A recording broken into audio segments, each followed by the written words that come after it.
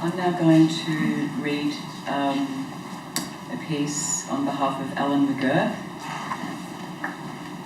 It's called Speaking into the Future with My Eyes. It's been 20 years since I wrote Black and Purple Voice.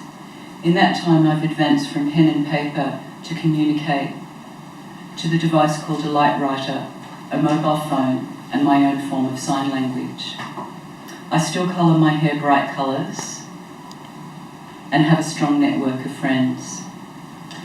In 2000 I was assaulted, thrown off Flinders Street platform, head first with my wheelchair by a junkie who didn't like me. I broke my right thigh bone and dislocated my left thumb that the ambulance driver did not reset. So I'm left with scars on my wrist and hands.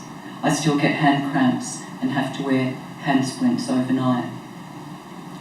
I can say now I'm a more independent person, thanks to my mum and Stephanie Schumacher, the second coordinator of Chandler Street, my home, as it was a huge challenge in my recovery to feel safe enough to leave the house after the assault.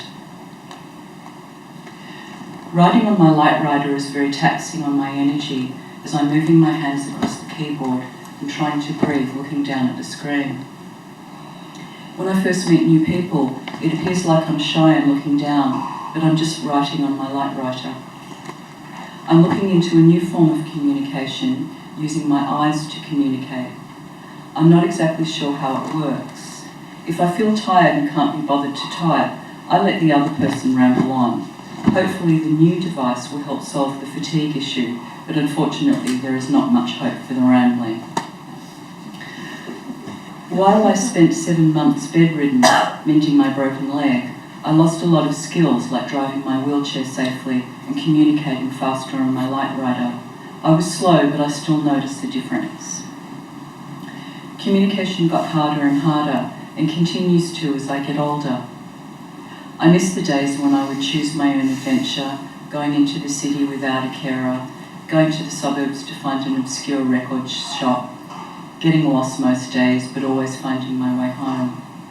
It's frustrating how slow it is to get one point across using my light writer or signing. I hope my new eye communication device is a lot faster. I hope that an increased ability to communicate gives me back my independence.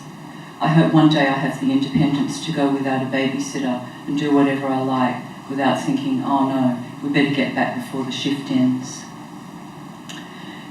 It is faster at the moment to communicate via sign language to my carers and friends rather than the light writer.